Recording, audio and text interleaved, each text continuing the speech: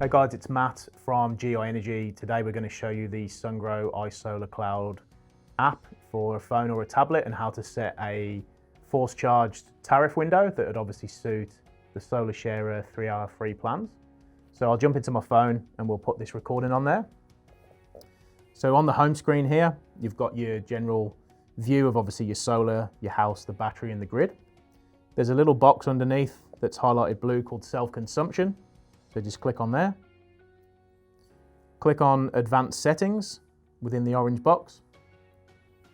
And then you'll see it brings up the hour by hour grid there. So we want to make sure that it's repeated every day because there is an option for working days.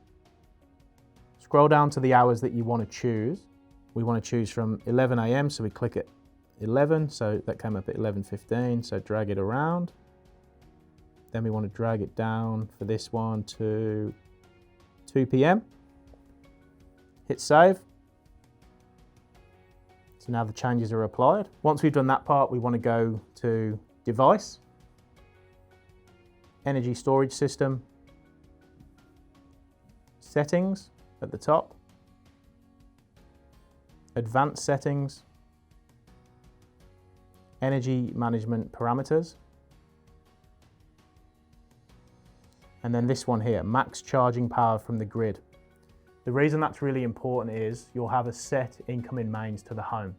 A lot of homes would be 50 amps, 63 amps, they could be 3-phase, so 3x63, but you obviously want to make sure you're not importing more than what the limit to the home is.